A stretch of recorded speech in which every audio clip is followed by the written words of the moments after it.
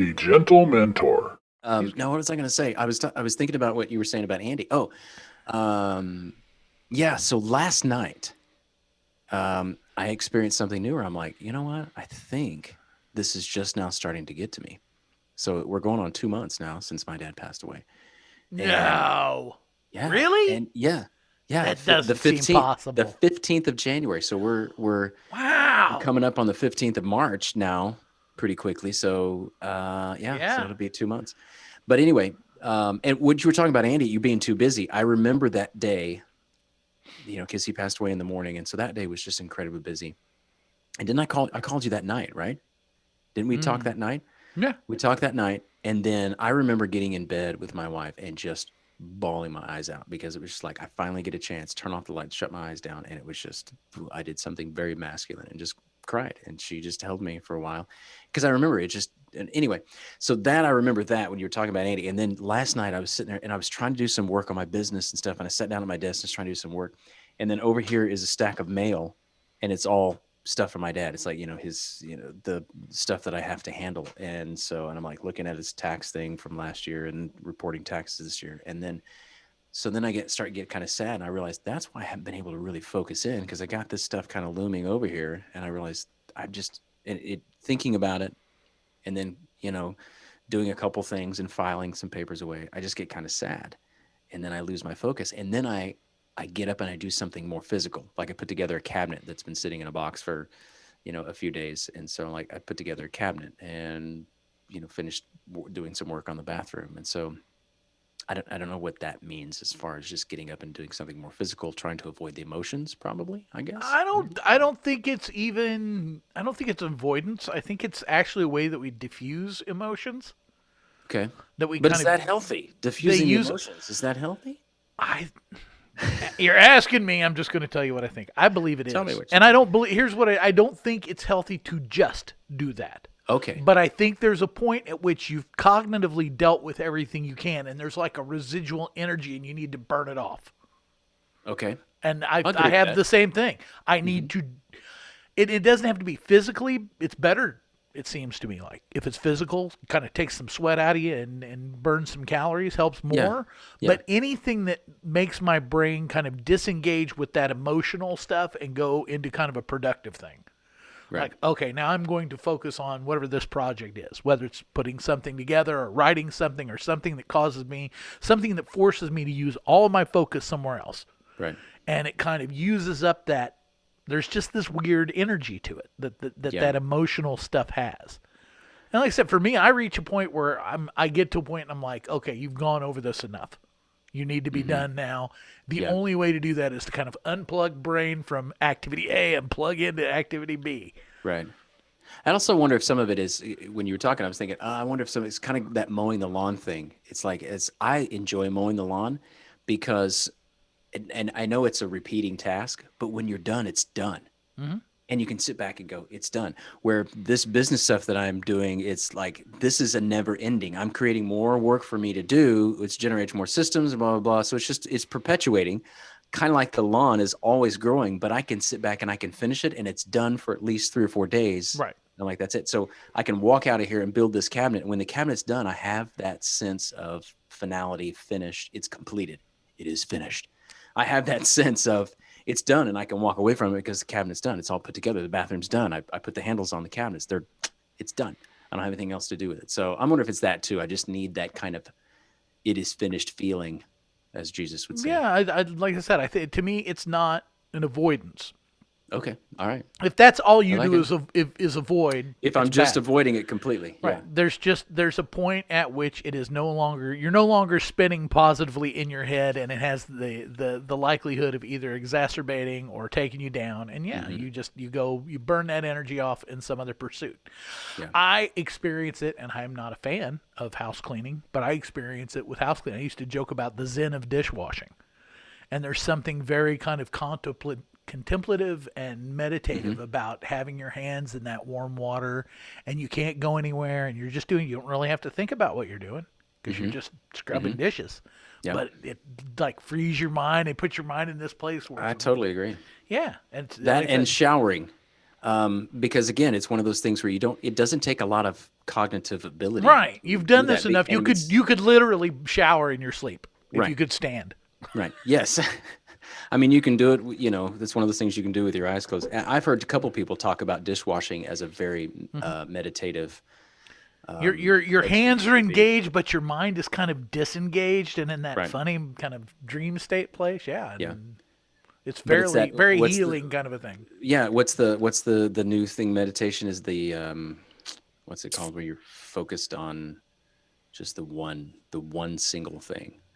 I do it when I drink my coffee. I just focus on the experience of drinking coffee. I take a few minutes. The first couple of drinks are like, I Really? focus in on just the temperature, the smell, the feel of the cup, the texture of the coffee, the acidity of the aftertaste.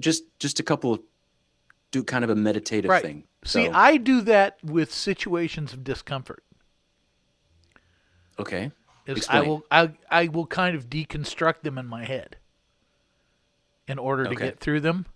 And it kind of, because I start to look at them. I've heard Andy talk about this too in like paramedic class. He said like medical people learn this thing, and you learn and learn and learn, and then when you're in that moment, it's almost like autopilot, kind of the okay, same thing, where yeah, all that knowledge and learning kind of takes over, and you're kind of disassociated. You're kind of outside of it. So the trauma and the instantaneous visceral stuff that would throw most people off, you kind of push back, and you're there, but you're not in there. You're observing. gotcha. And Okay, I do that to myself when I'm in situations that are uncomfortable. And I will disassociate myself and I will start to kind of that makes a analyze lot of sense. what's Yeah. going on from the outside just because it gives Hmm. me like an extra, foot and a half away from the place of discomfort. Right. One of an experience I think of is I had used to have all those skin tags, Hmm. and I went and had all of those cut off in about 2 hours, over 100 of them. And you have to get 2 injections in each one before they burn it off with a hot cautery, basically a soldering iron. And that's good on you. Well, that's what I did. Yeah. I Yeah. disassociate. I went So kind that's of an uncomfortable situation. it So physically physical pain. yes. Okay. Right. And So that's how I did it. I stepped back out of myself and I began to analyze it as if I was almost like if I was one of the technicians helping with it. okay. And I began to look at it in very kind of cold clinical terms just to push it away from me. So it wasn't, oh, I'm going through this. It was, well, they're doing this and this is, and the needle goes here and the thing, and I'm just kind of walking through it with them. Like I'm a participant, which, I mean, I was. Without me, they'd have been bored. Right. Yeah. And unpaid. Yeah. But in a situation of emotional discomfort, I'd do that same thing. It's just kind of like taking a step back. So I can see in a situation, let's go back to the paramedic. Okay. I can see in a situation where you would need to step out of that so that you could perform and not be emotionally connected or distracted by the situation that was going on. You can engage in life-saving abilities and not be concerned about, oh, this guy's lost a limb. How Hmm. gross is this? But we Or have a to step out screaming of that. girlfriend or Right. Whatever. yeah. How in a situation emotionally in a communicative aspect, you're with people and you have to step back emotionally. How does that look to them going, wait a minute, what's wrong? What's wrong with you? What's wrong with you? Remember that conversation? Yeah. I don't think people notice it. I think Really? generally in that moment, people are very in themselves. And they are Because most so in people are not themselves. thinking about you. They're, yeah. Well, Except when you're acting strange. whatever the trauma is, that's got everybody's attention. Okay. But what if the trauma is not in If you are the trauma, what if you are the trauma or the trauma is in here? I think I was going back to the conversation when you were here. Mm-hmm. And we had that conversation, I think, Saturday morning after everyone had left, and you and I were sitting at the dining room table, Oh, and you were very apologetic. where I got all manly. Yeah, and you got all manly and apologetic. And I was wondering if that is an example of you disconnecting yourself emotionally from the situation and kind of experiencing that from an outside look.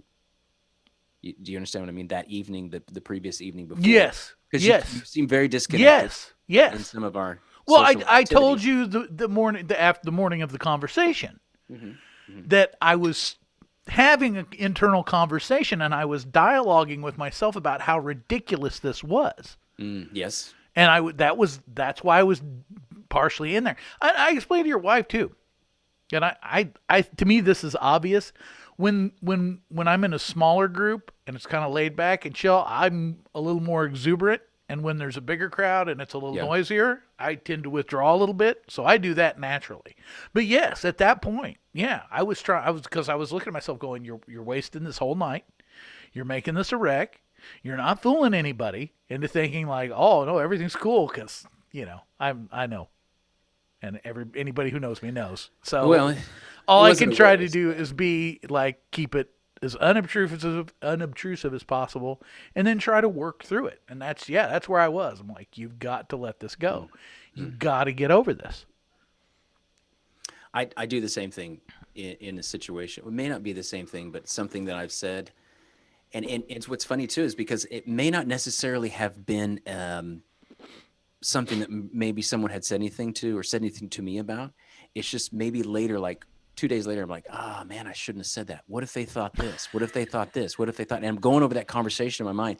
And then I go into this conversation. I'm coaching myself to, well, next time in a situation, you should say this, or you should not say anything, or you should have said this, you should have done this. And so I constantly beat myself up almost in an aspect of, why did I say that? Or in the opposite of a conversation that I'm about to have with someone that I know that could be confrontational. And then I'm like, okay, I got to be careful and not say this. I want to focus on the issue and not the person. I don't want to make them feel this way, blah, blah, blah, blah, blah, blah, blah, blah. And so then I overthink the issue prior to the event as opposed to after the event, which seems like I can't win. I overthink it afterwards. I overthink it before. Yes, What is it? yes. What is it? What is it I got to do? I'm And then I'm it I'm goes not the back to what person you to were saying. ask. It goes back to what you were saying about living those about experiencing those in your mind. I go back to the research about they did the guys who threw or the people who threw free throws.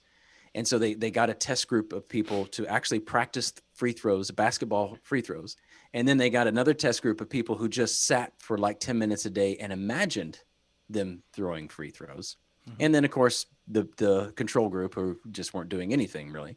And then going and then actually testing out to see. And the people who just imagined those free throws, I think, were pretty much just as good as the people who practiced the free throws. And so there's that whole thing of being prepared. You separate yourself. You kind of meditate. Goes all back to the meditation thing. Hmm. You kind of meditate your habits and your response, and then that way, when you experience that, as long as your meditation is good, as long as what you're meditating about is good, that's where it comes in. So Yeah. You gotta have some.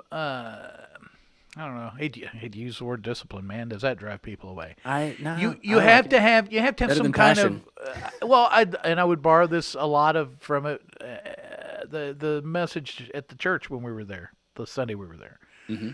and he touched on a lot of this. You have to have some kind of internal discipline structure Yeah, for how you think, right. because if you don't, yeah, your thoughts can go. I am probably the world's worst example of just how awry my thoughts can go left unattended, Yeah, because they will imagine horrible, awful things happening to people, yeah, and I used to put myself into almost panic modes over it, and it's like, dude, yeah.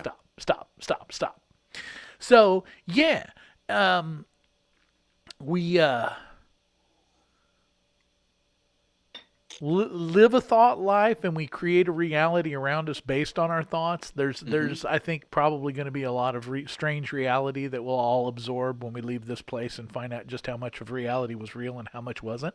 Hmm. How Yeah. much it was just an experience we had due to the influence of our own brain on our sensory perception. Hmm. But we man, I can't think of a time or a day or a conversation I've ever had that I didn't immediately do that. If not the next morning on the way home that night, going over what did I say? How did I say it? How did they take it? How did they Hmm. respond? Well, and trying to do that thing that, we just drive ourselves crazy, trying to see ourselves through other people's eyes and Right. and see ourselves the way they see us and perceive what, and it's like, oh man, futility. And it's Yeah, you like, talk about a vicious cycle. Crash and burn. yeah. One of my counselors one time told me about he exposed me to the idea of the theater of your mind. He said, your mind is a theater. You have to decide whether you're going to be the director or whether you're going to be the moviegoer. And a lot of times, a lot of people will just be the moviegoer and sit in the Mm. seat and watch it happen. And they let their thoughts just go completely nuts about something. Or whether you're going to step in and go, no, no, no, hold on. We're going to do it like this. And this is going to happen. And this is going to happen. So,